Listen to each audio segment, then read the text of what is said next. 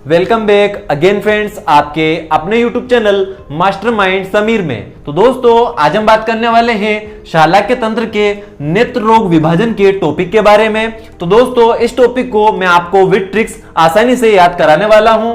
तो दोस्तों, जो नेत्र रोग होते हैं उनके विभाजन के बारे में बात करें तो नेत्र रोग को आचार्य सुश्रुत के द्वारा 76 माने गए हैं। तो नेत्र रोग कितने होते हैं? 76 होते हैं, 76 होते हैं। आचार्य सुश्रुत के द्वारा मान्यता है कि नेत्र रोग कितने हैं? 76 होते हैं। अब आगे बात करते हैं तो इसके अंदर जो नेत्र रोग विभाजन है, जो हमारे नेत्र रोग का क्लासिफिकेशन है, उसको 4 भागों में आचार्य सुश्रुत ने तोड़ा है, डिवाइड किया है। अब कौन कौन से टॉपिक 4 डिवीजन है? तो सबसे पहला है दोषानुसार, सेकेंड है अधिष्ठान अनुसार, तीसरा है साध्यता असाध्यता अनुसार और फोर्थ वन है चिकित्सा के अनुसार। अब इन चारों के अनुसार हम अलग अलग याद करेंगे कि नेत्र रोग कौन कौन से होते हैं।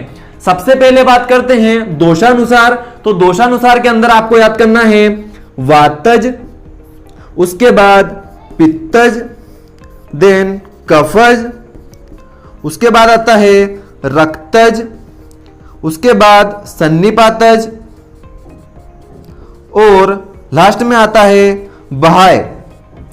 अब ये आपको याद करना है, ये दोषानुसार है, मींस दोषानुसार है, दोष के अकॉर्डिंग है। तो वातज, पित्तज, कफज, रक्तज, सन्निपातज और बहाय इसका डिवाइडेशन है।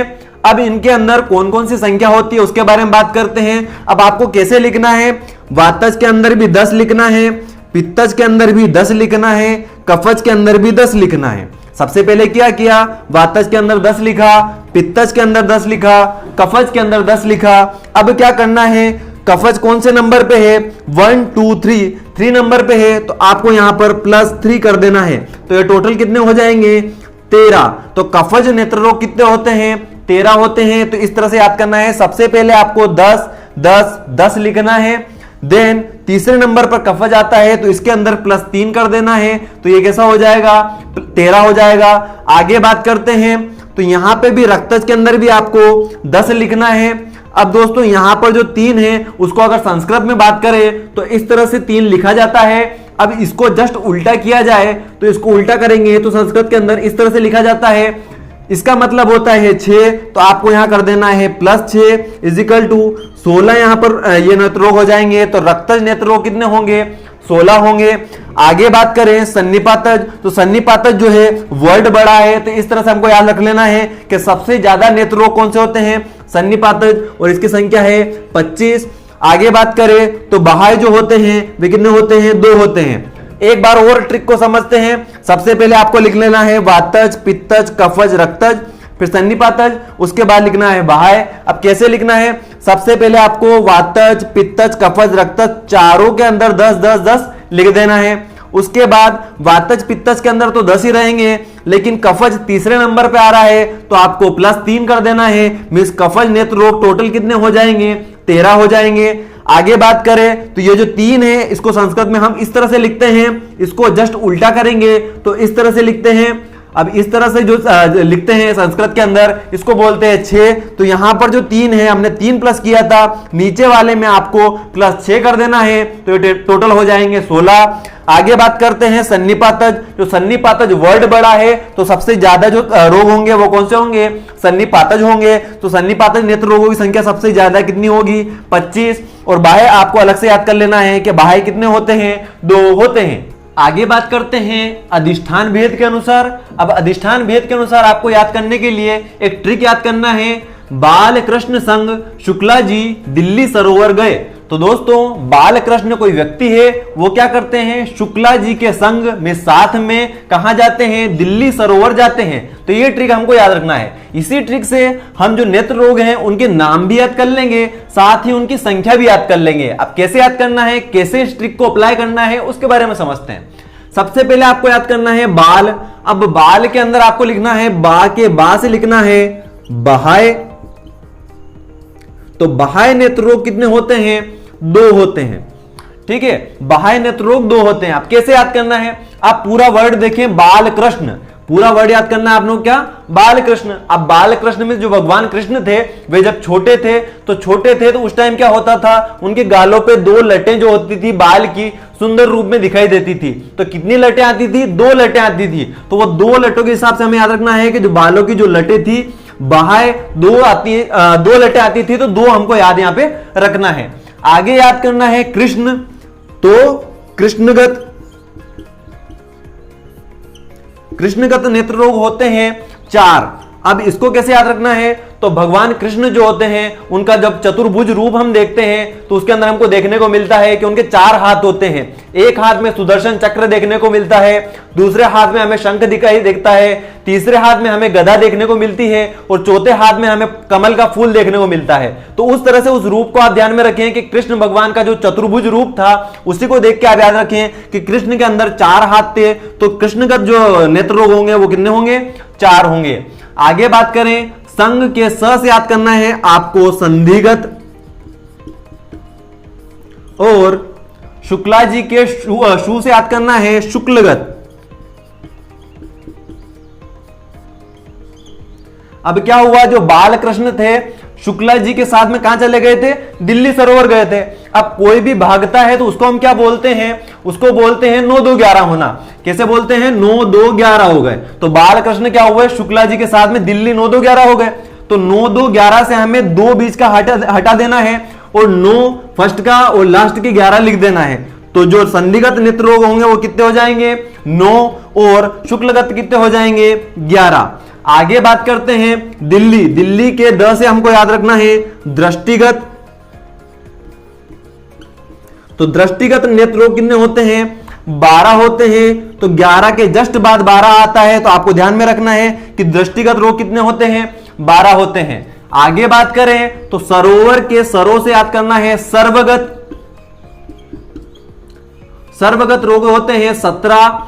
तो स से 17, तो हमको ध्यान रख लेना है कि सर्वगत रोग कितने होंगे, 17 होंगे। आगे बात करें तो सरोवर वर से हमें याद रख लेना है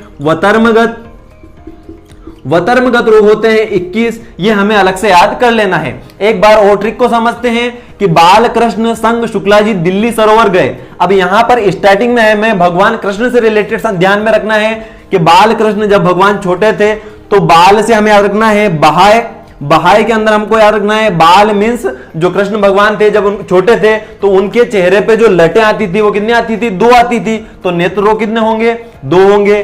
सेकंड हम बात कर रहे हैं कृष्ण से याद करना है कृष्णगत। अब भगवान का जो चतुर्भुज रूप होता है जब उसके बारे में सोचते हैं तो कृष्ण भगवान के चतुर्भुज रूप में उनके 4 हाथ होते हैं। तो हमें याद रख लेना है कृष्णगत रोग कितने होंगे, 4 होंगे।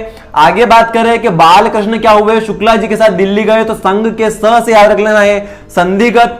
शुक्ला जी के शुक्ल से हमें याद करना है शुक्लगत। और ये दोनों कहां भाग गए थे, दिल्ली भाग गए थे। तो भागने को क्या बोलते हैं, 9 2 11 होना। तो आपको स्टार्टिंग के 9 लिखना है और लास्ट के 11 लिखना है, बीच के 2 हटा देना है। तो इस तरह से आपको याद हो जाएगा। आगे बात करें तो शुक्लगत 11 थे। तो उसके बाद हम बात कर रहे हैं दिल्ली के 10 से हमको याद रखना है दृष्टिगत।